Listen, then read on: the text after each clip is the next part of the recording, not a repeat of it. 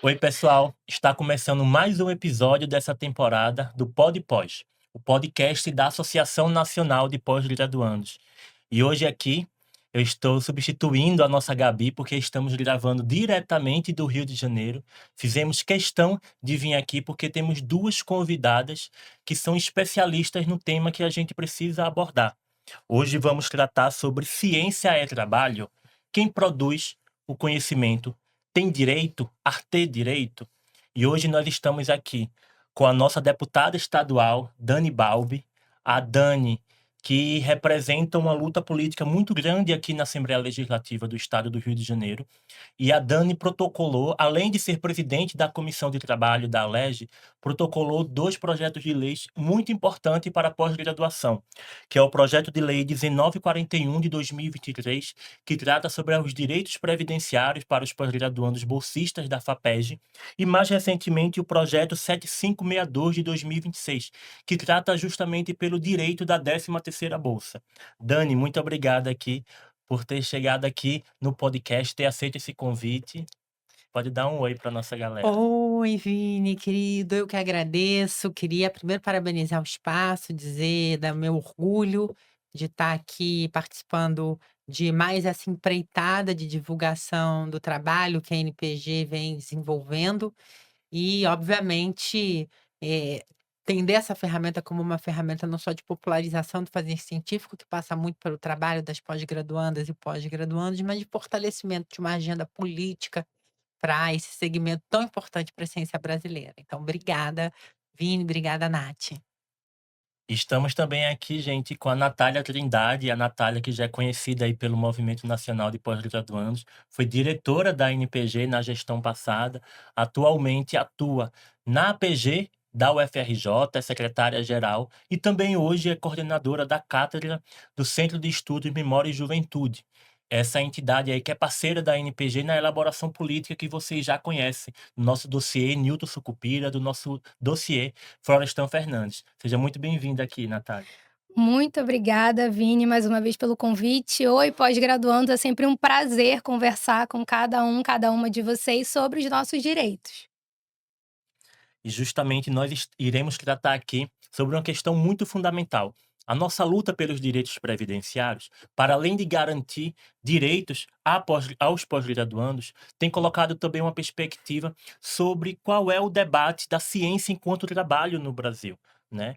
Quem produz conhecimento tem esse direito enquanto trabalhadores, porque historicamente, quando a gente pensa, Dani, no cientista, a gente pensa muito naquele estereótipo, né, do cientista que está ali tendo a ciência e tecnologia enquanto uma vocação. E quando a gente pensa no trabalhador, a gente pensa muito o trabalhador ali na fábrica, hoje nos aplicativos, né, rodando aí a cidade, a gente pensa ali nesse estereótipo do trabalhador chão de fábrica. Mas hoje a questão é, ciência é trabalho? A gente pode considerar os cientistas enquanto trabalho? E eu queria te fazer uma pergunta, Dani, você como uma doutora, né, trazer essa perspectiva, porque existe historicamente uma dificuldade grande da gente reconhecer a ciência enquanto trabalho, a gente reconhecer de fato esse trabalho intelectual, essa diferenciação entre trabalho intelectual e o trabalho manual. Qual é a sua opinião sobre isso? Ah, Vini, primeiro eu vou começar fazendo minha audiodescrição, né? Eu sou uma mulher negra, transexual, 37 anos, estatura mediana. Hoje eu trajo uma blusa preta, um blazer branco, tenho cabelos trançados, até a altura da cintura. Acho que é isso, né? Enfim. Bom, sim, acho, que antes de tudo a divisão entre trabalho intelectual e trabalho braçal, que é uma das colunas estruturantes da nossa sociedade, fortalece a dificuldade da gente compreender o trabalho intelectual como um trabalho operativo, como contribuinte para a formação de modo geral e especialmente no estágio mais avançado do capitalismo, de mercadorias, de produtos que acabam se tornando mercadorias, né. Eu como uma marxista, militante, filiada do Partido Comunista do Brasil, preciso recorrer, por exemplo, a um dos textos uterinos desse processo, que é o texto do Marx, sobre a ideologia alemã, onde ele começa fazendo uma explanação histórica, uma contextualização histórica crítica importante, e ele situa a cisão entre trabalho intelectual e trabalho braçal como uma das ferramentas do desenvolvimento da sociedade capitalista, da sociedade classe, na forma como a gente observa já no século XIX. Mais adiante, uma outra contribuição que eu acho importante é a contribuição do Gramsci em Os Intelectuais e a Organização da Cultura. Ele, inclusive, cunha uma metáfora que é interessante, que foi até bastante popularizada, sobre o gorila amestrado, que dá conta dessa cisão entre trabalho intelectual, trabalho braçal, automatização do próprio processo produtivo, alienação em relação ao objeto do trabalho, ao objeto final, ou seja, ao produto do trabalho, e ajuda, inclusive, a entender o impacto do processo de alienação para além da sua determinante mais imediata.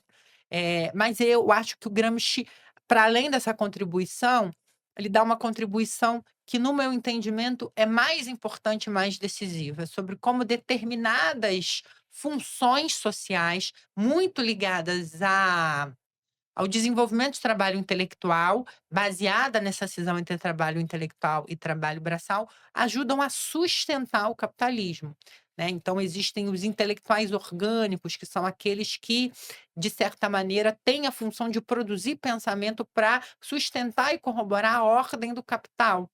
E ele dá uma série de exemplos ali no curso do seu ensaio, Os Intelectuais e a Organização da Cultura. Então acho que é bastante paradigmático, bastante característico da nossa sociedade capitalista, no seu estágio mais avançado, construir essas imagens de o trabalhador cientista, o trabalhador que trabalha fundamentalmente produzindo intelectualmente, como aquele que o faz por vocação, ou faz por acidente, ou que é fortemente especulativo, cujo trabalho é fortemente especulativo e está dissociado de um interesse mais imediato, quando, na verdade, no curso da história nunca foi assim, né? Então isso ajuda, fortalece essa ideia de que o trabalho intelectual é um trabalho desinteressado. E aí, sendo desinteressado, a remuneração dele é variável, varia de acordo com a função que desempenha num determinado estágio da história, numa determinada realidade social bastante delimitada.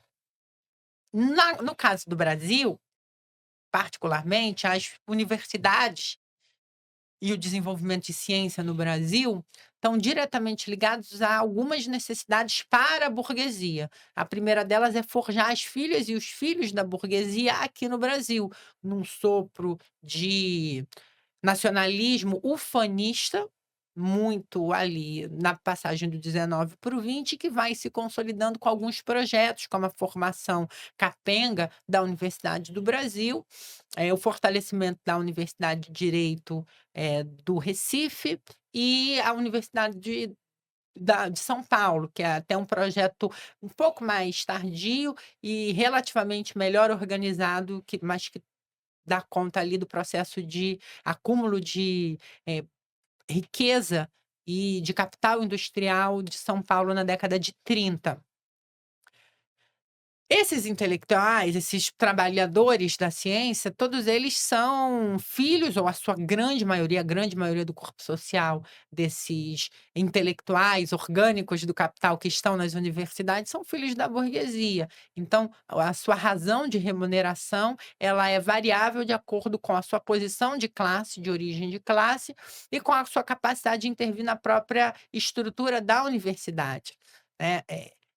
E o produto do seu trabalho também está diretamente ligado a chancelar uma determinada visão de mundo, ou tentar sustentar ou produzir alguma coisa com a finalidade de desenvolver um interesse específico da burguesia, pensando as formas mais duras e mais amplas de ciência que a gente organiza. Então, o Brasil sofre desse problema. Para além disso, há outras variáveis, como o fato de o Brasil ser um país dependente de capitalismo periférico.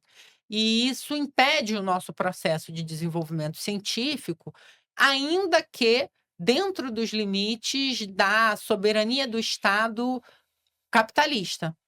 Então, ainda que a gente tivesse um projeto de soberania do Estado nos marcos do capitalismo, as próprias universidades teriam dificuldade de conduzir as suas pesquisas com mais autonomia, em função de o capitalismo no Brasil ser um capitalismo fortemente dependente dos interesses centralizadores, de modo geral, do império.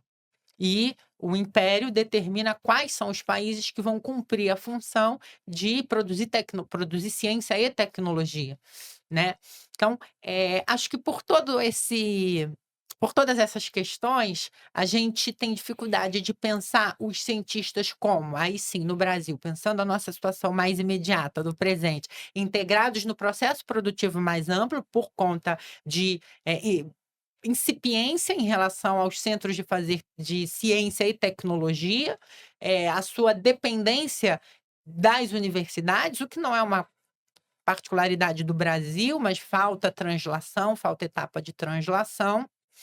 Eh, e para além disso, um projeto de desenvolvimento das forças produtivas baseada no emprego de força de trabalho intelectual para agregar valor aos nossos produtos, para fazer frente competitiva a um cenário de, forte cartelização do mercado internacional, que pudesse desembocar em autonomia, soberania científica, melhoria do nosso cenário de produção e distribuição de valores, de modo geral, ainda que na forma mercadoria, né.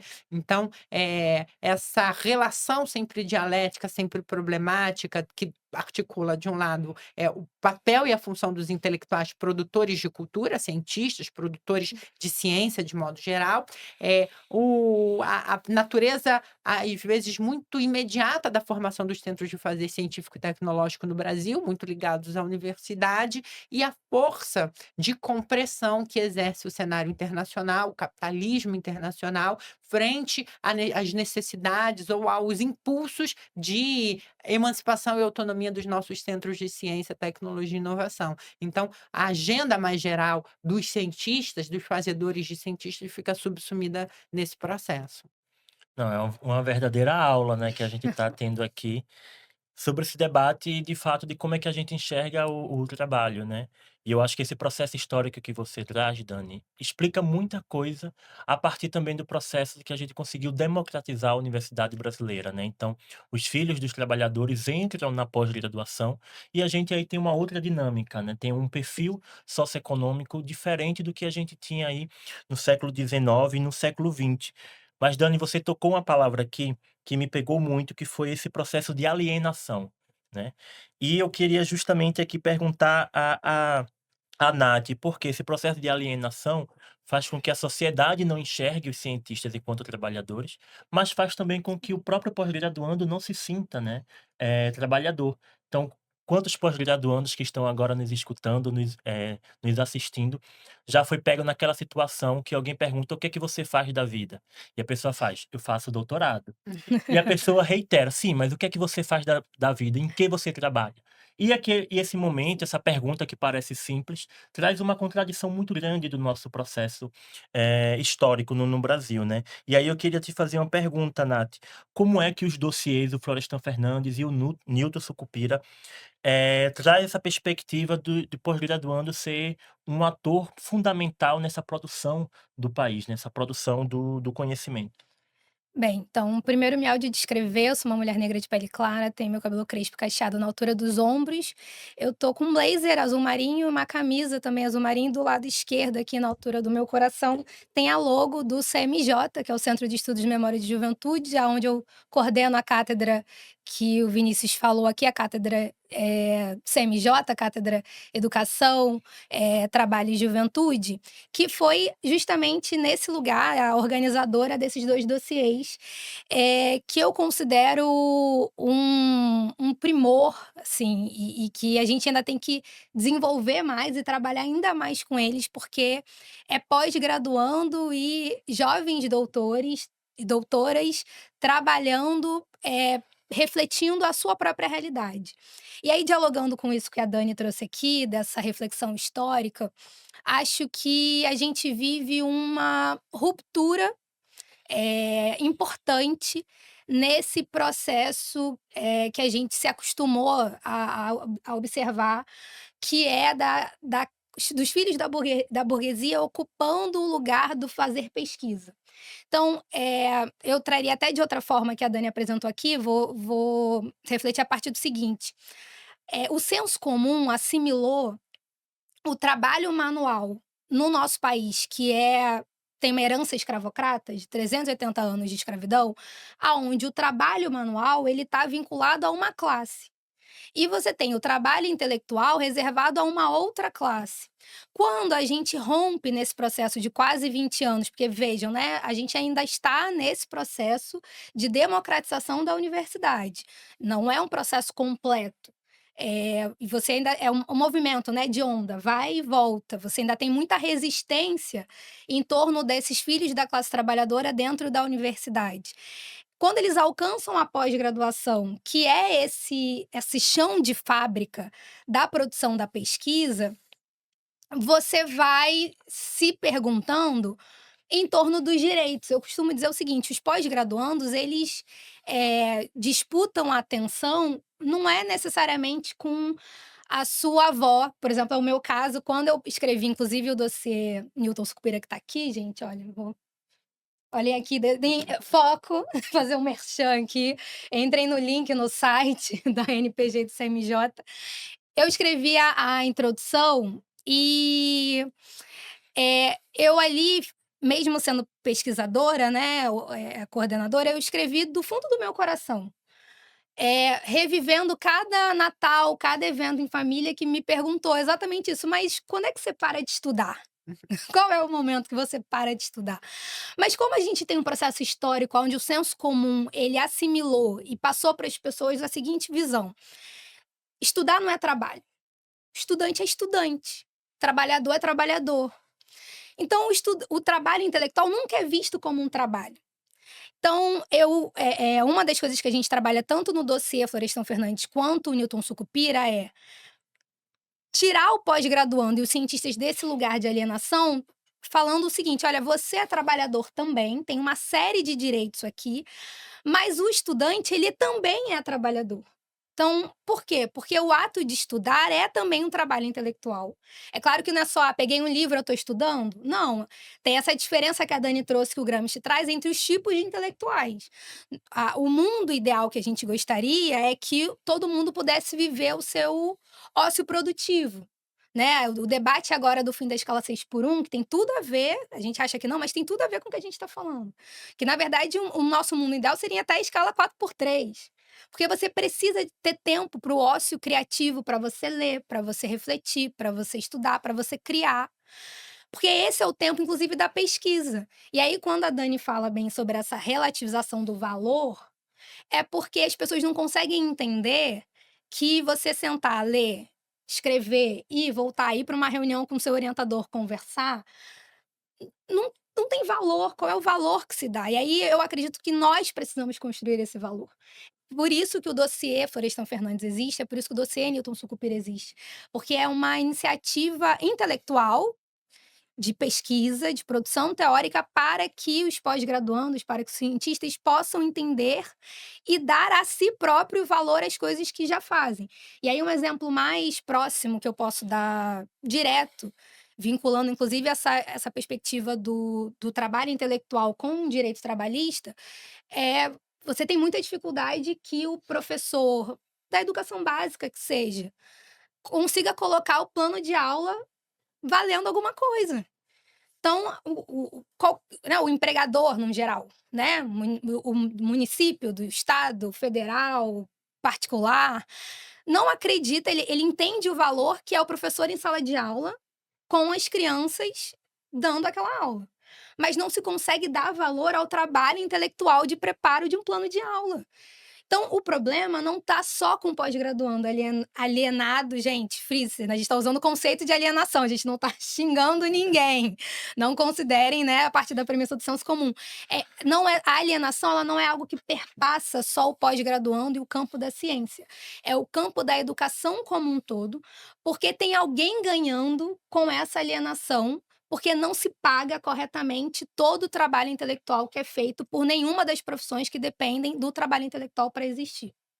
E essa perspectiva que a Nath trouxe aqui para a gente, dos direitos, né, é justamente o mote das campanhas que a NPG vem travando, né, porque uma das elaborações políticas do dossiê Florestan Fernandes é que o pós-graduando ele é estudante e trabalhador ao mesmo tempo. Mas, ao invés da gente somar os direitos dessas 2 categorias sociais, a gente acaba tendo um eclipse de direitos sociais, né. Então, muitas vezes, a gente não é reconhecido enquanto estudante pelas universidades e tampouco pelo Estado brasileiro enquanto trabalhador, né. Então, eu queria até perguntar aqui, já que estamos com a parlamentar e que é presidente da comissão de trabalho aqui da Assembleia Legislativa do Estado do Rio de Janeiro e protocolou um projeto de lei sobre direitos para pós-graduandos. Dani, nessa questão de direitos, apesar da gente não ter direitos trabalhistas ainda, né, institucionalizado para os pós-graduandos, será que o arcabouço jurídico hoje brasileiro também contemplaria essa perspectiva da ciência enquanto trabalho? E eu pergunto porque no capítulo da ciência e tecnologia, lá na Constituição, o constituinte já tinha pensado, né, que o Estado brasileiro deveria prover condições especiais para aqueles brasileiros que se dedicam à produção científica. Mas a gente vê que hoje, na realidade, essa parte da Constituição nunca foi aplicada, né. Então, você enxerga hoje que esse modelo do arcabouço jurídico para o trabalhador, né, o trabalhador tradicional, por assim dizer, ele contemplaria a gente começar a enxergar a ciência enquanto trabalho? Acho que sim. Acho que há dispositivos da CLT que facilmente devem, não podem, mas devem ser aplicados às atividades que desenvolvem os pós-graduandos, não só os pós-graduandos, mas também aqueles que estão na universidade fazendo trabalho de iniciação científica, ou mesmo aqueles que estão na situação de fazer o seu estágio pós-doutoral.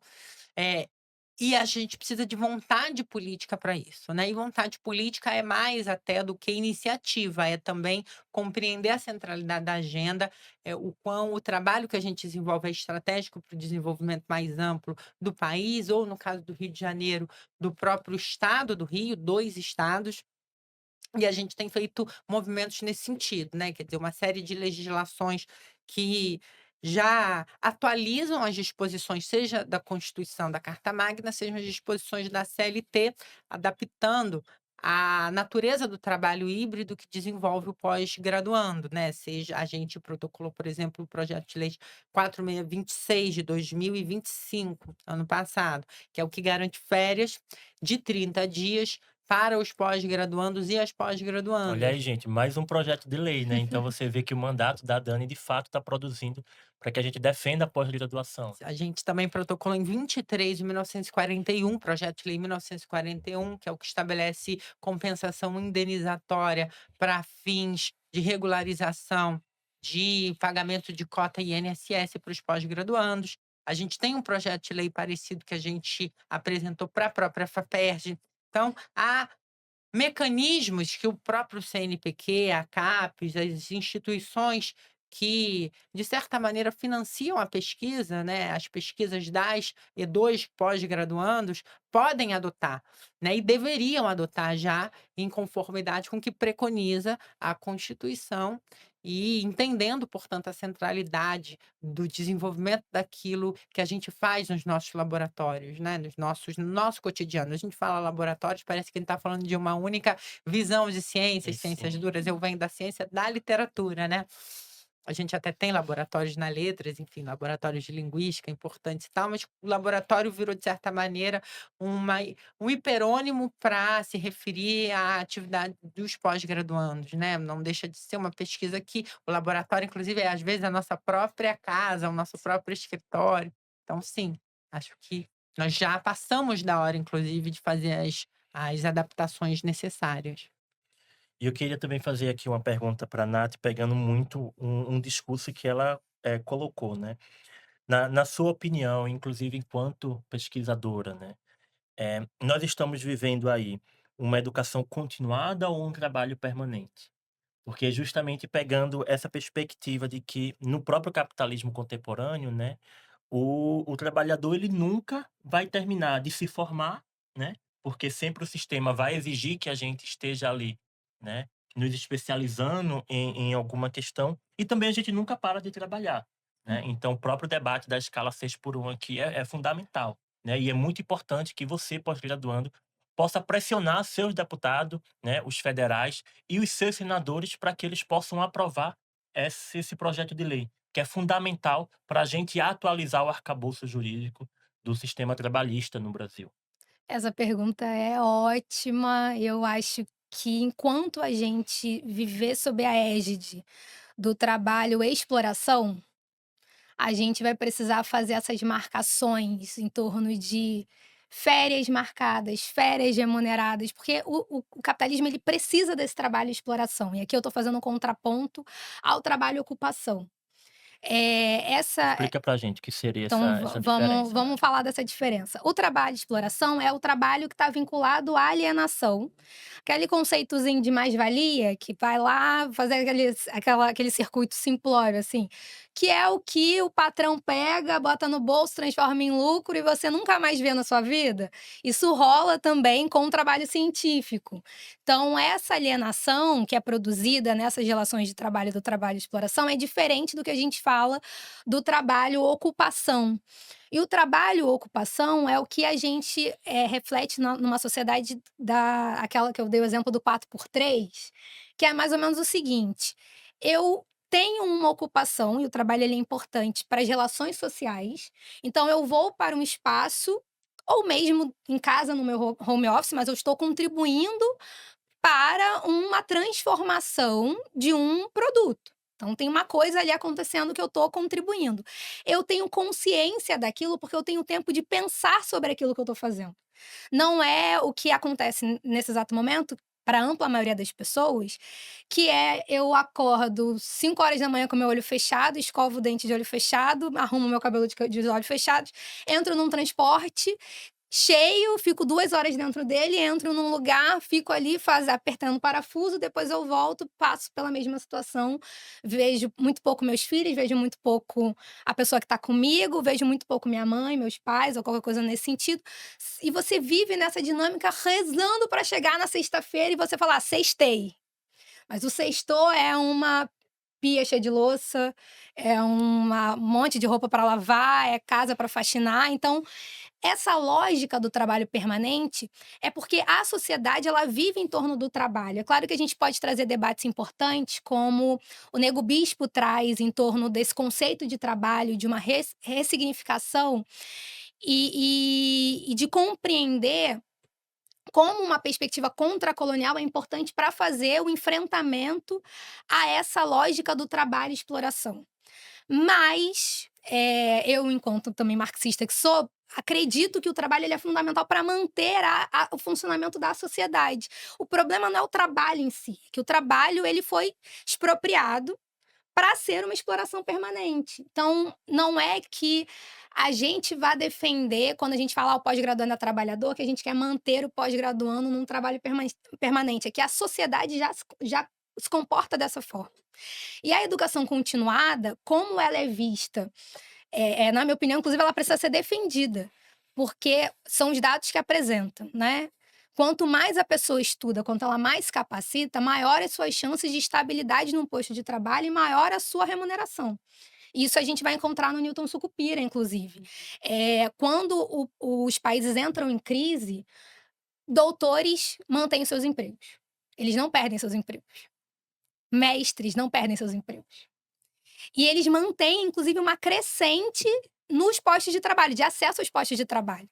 Então, toda vez que você encontrar alguém falando para você: "Esquece da universidade, não vai fazer graduação, mestrado, doutorado, nem pensar".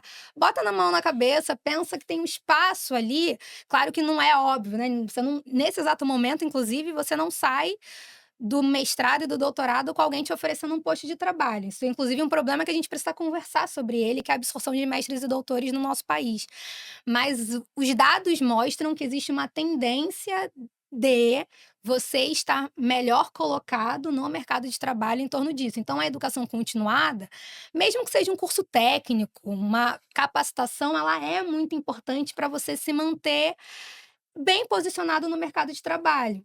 E aí o que a gente pode refletir é, mais uma vez, em torno desses direitos, porque, gente, o dinheiro, ele é o capital, né, a gente já assimilou que é aquele papel, que é um papel, mas ele tem um valor, e esse negócio que é o dinheiro vale muito, e ele é o capital.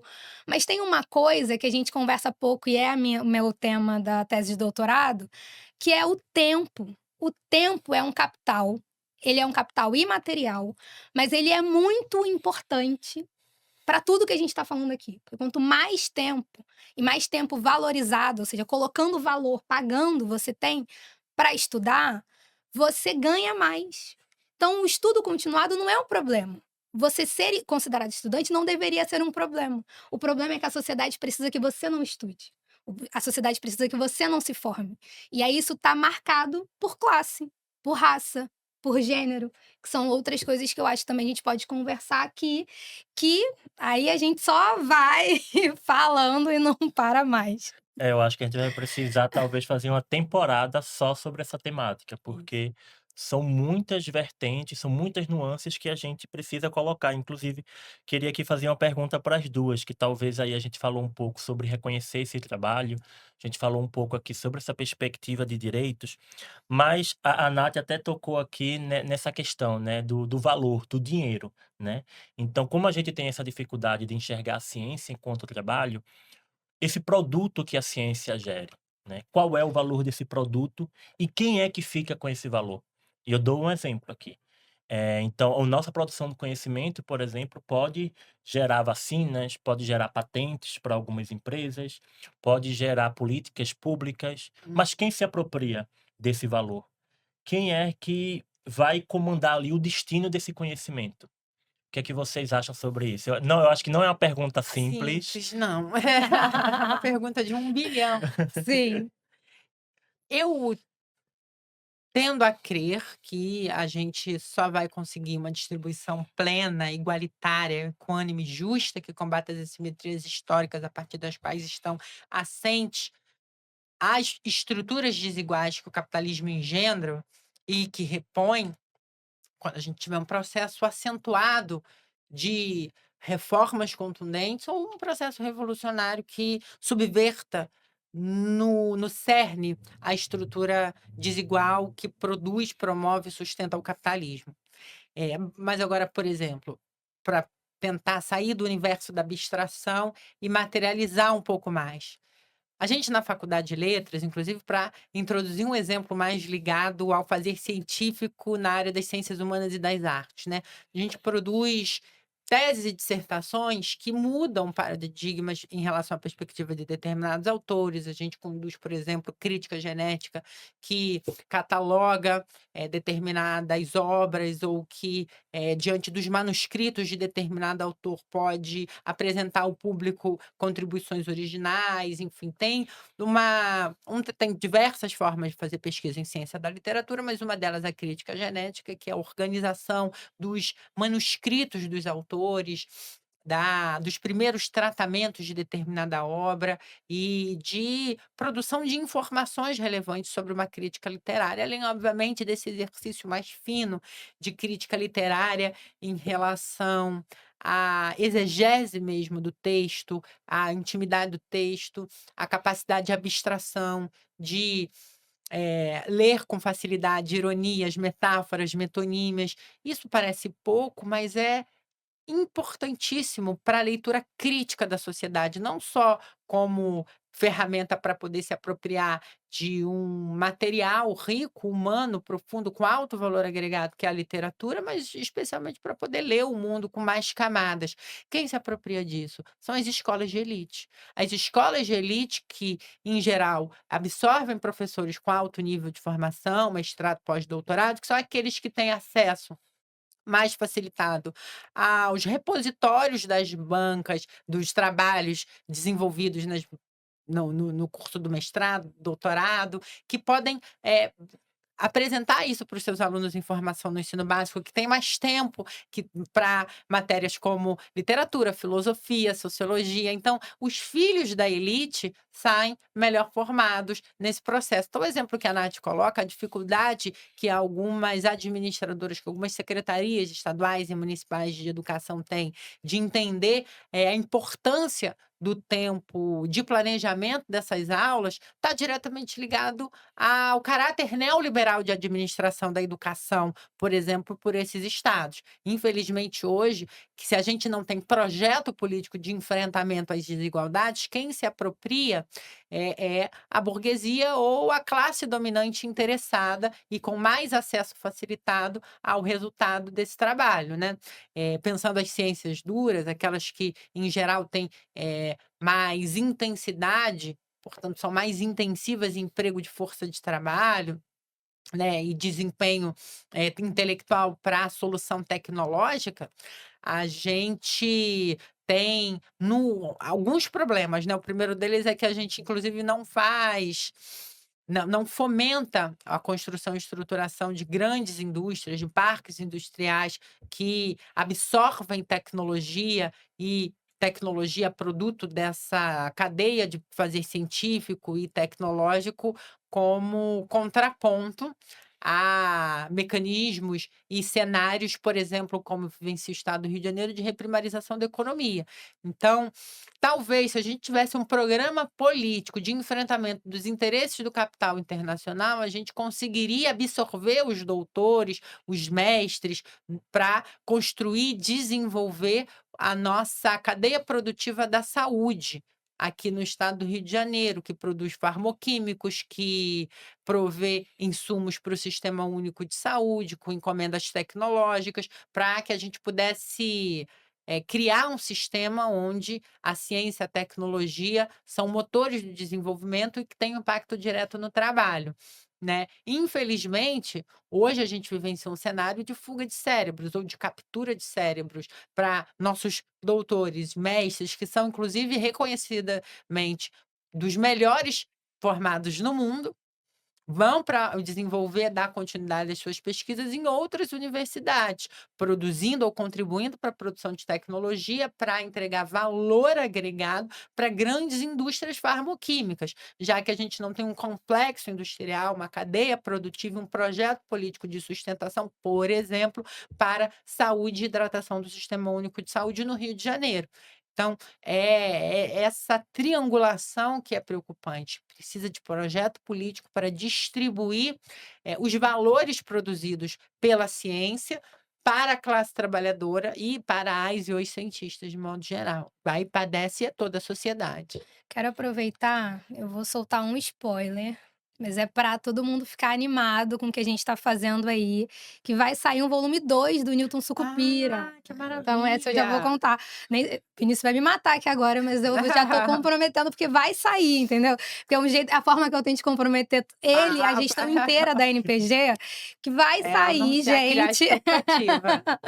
Então, criem expectativas e nesse debate, né, do volume 2, a gente quer exatamente trazer o debate conceitual entre fixação e retenção. Saiu um estudo recente do IPEA sobre a questão da fuga de cérebros. No CMJ com a NPG tem uma nota técnica sobre a fuga de cérebros, mas a gente quer debater isso no Brasil. Então, onde, e por região, por estado, onde as pessoas estão se fixando, estão sendo retidas, e tem um debate conceitual aí por trás que a gente quer trazer de novidade para esse debate da absorção, da inserção no mercado de trabalho e da empregabilidade, porque dá diferença e a nossa intenção, inclusive, com esse volume, é dar mais robustez ao poder público e à iniciativa privada, né? Porque também precisa ser envolvida toda a sociedade nesse debate da inserção de mestres e doutores no nosso país, para construir projetos políticos e, no final das contas, viu, Dani, a gente quer dar informação para limpar o máximo possível e sobrar só vontade política, porque a nossa intenção é o seguinte: aproveitar esse momento, 2026, gente, eleição, todo mundo sabe que é o assunto do momento. Então, é poder entregar nesse processo e dizer para as candidatas, os candidatos que estão aí: o trabalho está aqui. O que mais que vocês querem? O que a gente só precisa de vocês é vontade política para a garantia dos direitos de algo. E não é garantia de direitos para pessoas. Quando a gente está falando de garantia de direitos previdenciários, trabalhistas e essa compreensão de que estudo é trabalho, a gente está querendo mostrar um projeto de país, um projeto de futuro. Então não é uma pauta corporativa. É uma defesa de nação, é uma defesa de Estado, de um Estado grande que compreenda que a sua sociedade ela pode contribuir muito mais e que isso só vai se dar através da pós-graduação. Então, volume 2 vem aí, aguardem. Pois é, são muitos debates, né, que a gente precisa fazer. Você que está aí escutando, né, assistindo também deve estar aqui igual a mim em êxtase, né? Porque temos duas professoras aqui especialistas nesse debate e que traz muitas nuances importantes para a gente debater. Porque eu até estava refletindo aqui, talvez a pergunta não seja nem se os cientistas são trabalhadores, mas por quanto tempo mais o Brasil consegue sustentar uma ciência, como a Dani colocou aqui, de alta qualidade, né? Basta a gente ver ali o que a gente fez na pandemia com a Jaqueline Góes, né? A nossa recém-doutora, agora professora da USP, e Ai, que sequenciou o genoma do coronavírus em 48 horas. E eu lembro que quando saiu a matéria dela, eu estava justamente no processo de sequenciamento no meu mestrado. E eu estava passando quase um mês para poder sequenciar. E veja o quanto a gente tem capacidade, né? E a gente sempre coloca, nós brasileiros, nós temos capacidade e competência. Só basta o Estado brasileiro, de fato, prover oportunidades para a gente, né? E aí eu queria agora, nos nossos minutos finais, primeiro, já agradecer muito aqui a Dani e a Nath, entregar aqui em primeira mão o dossiê Newton Sucupira para Dani, o primeiro oba! volume, e também o Florestan Fernandes. Olha Você que está aí em casa, que está só! na universidade, não fique com inveja, vai lá no site da NPG, acessa, tem lá o PDF. E Dani, queria também te presentear aqui, ó, com a camisa da NPG de Oba! Negras, Negras na Ciência. Justamente Gente, aqui, ai, gente, adoro recebidos. os Eu tenho recebidos uma coleção de dessa canecas. vez. Olha que blusa bonita. E a Nath tocou num ponto muito importante, gente. Esse ano é um ano eleitoral, precisamos enxergar aí quais são os candidatos que defendem a ciência. Defendem, sobretudo, não é apenas a perspectiva de mais investimento, mas a perspectiva de confiar nos dados que as nossas instituições produzem, né? Então, fiquem aí de olho, monitorem todo mundo, inclusive a Dani é pré-candidata a deputada estadual, então, e temos visto aqui no nosso debate a qualidade política que a Dani tem e a necessidade política que a Assembleia Legislativa do Estado do Rio de Janeiro precisa para esse mandato. Mas agora aqui nos minutos finais, queria que vocês deixassem um recado aqui para a nossa audiência, aos pós-graduandos, com a última pergunta: o que é que muda na subjetividade dos pós-graduandos essa condição de se enxergar enquanto trabalhador? Nos minutos Quer finais. começar, Nath? Eh, Nossa, essa pergunta é profunda, né. Eu acho que quando primeiro o pós-graduando que vem nessa nova leva, que é essa leva da democratização da universidade, ele se entende enquanto trabalhador, porque a família dele é de trabalhadores. Então, na verdade, existe um estranhamento de entrar na pós-graduação, produzir artigos, produzir uma tese, produzir uma dissertação e você não ser considerado trabalhador. O problema que a gente tem agora, dessa geração, problema entre aspas aqui, é que a nossa geração, e eu faço parte dela, estranha o fato de estar na pós-graduação e não ser considerado trabalhador, porque para nós é estranho. Porque eu sou trabalhadora, desde sempre. Porque eu sou filha da classe trabalhadora e, e eu tirei a minha carteira de trabalho antes do passaporte. Então eu É. sei o que é ser trabalhadora. Ninguém nunca me explicou. Eu sei o que é isso. Então, eu acho que essa é a principal subjetividade. Nós trouxemos essa subjetividade ao ingressar na pós-graduação e ao questionarmos e estarmos questionando essa estrutura que foi criada pelo Newton Sucupira com o parecer lá em 67. E é por isso que no volume 1 a gente encerra dando a seguinte perspectiva, e é um grande desafio desta geração: nós precisamos superar o parecer Sucupira com o próprio Sucupira. Não é negar tudo que foi construído até aqui, porque a gente chegou muito longe e nós somos fruto também desse projeto. Mas para o Brasil ir mais longe, para que tudo isso aqui que a gente esteja falando faça sentido, nós precisamos de uma nova estrutura de pós-graduação e ela precisa ser construída com essa subjetividade que entrou na pós-graduação, que somos nós. Então, mais do que dizer o que muda no pós-graduando, na verdade eu acho que a gente é que está mudando a pós-graduação e ela vai mudar. Ela não só tem que mudar, ela vai mudar. Gosto assim, da força, da assertividade da Nath. Acho que isso reflete o compromisso, a qualidade do debate público que a NPG, que vocês fazem, e a necessidade, portanto, do fortalecimento dessa instituição, que é das mais estratégicas para o país e que tem, obviamente, impactos diretos nas pós-graduandas e pós-graduandos do Brasil. Pensando nisso, para além do que a Nath falou, que eu inclusive assino embaixo, eu nunca tinha parado, inclusive, para refletir sobre esse ponto, né? Nath diz: eu tirei a minha carteira de trabalho antes do passaporte, o que para mim era óbvio. As pessoas, de fato, tiram a carteira de trabalho antes do passaporte. Não! Sim. Crianças que viajam com os pais tiram o passaporte e sabe-se lá se um dia vão precisar de uma carteira de trabalho, né? É engraçado, muito bom, gostei muito, vou usar. Vou coletivizar. Então, acho que tem alguns aspectos. Eu acho que, por exemplo, o pós-graduando, quando ele se sente parte da instituição, e quando a instituição o reconhece como parte do processo de trabalho desenvolvido naquela instituição, tende a blindá-lo mais, ou pelo menos ele está mais seguro. Hoje, um dos desafios que a gente tem são as variadas, diversas formas de assédio cometido contra as pós-graduandas e os pós-graduandos de modo geral. Assédios que são sexuais, assédios que são em relação à pertinência do trabalho. E assédios laborais, assédios que vão na ordem da intimidação, da hiperexploração no trabalho, da desregulamentação de do cumprimento da jornada em determinado espaço, né? Eu, por exemplo, não fiz porque a minha orientadora é uma querida.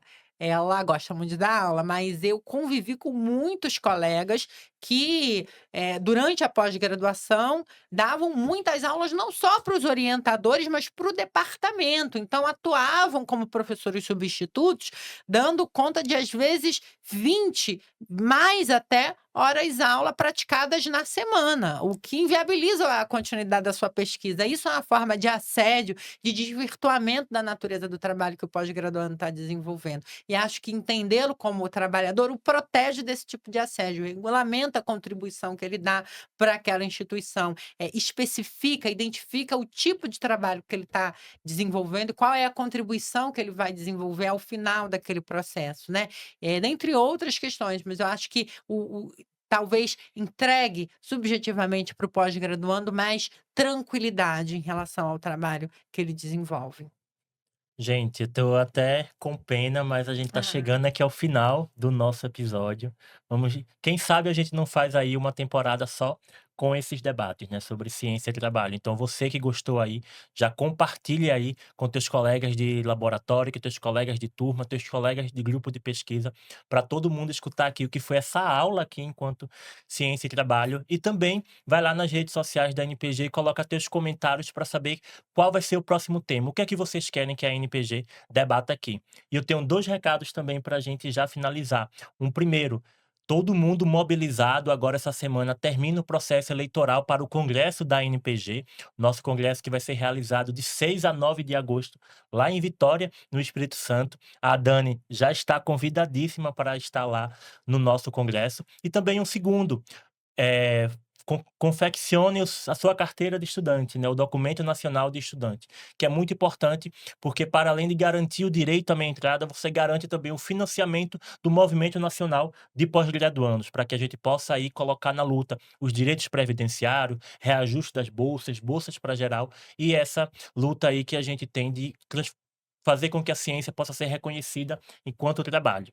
Então é esse o nosso episódio aqui por hoje. Então ele está se acabando, mas aí a gente fica aí ligado nos próximos episódios do Pod Pós.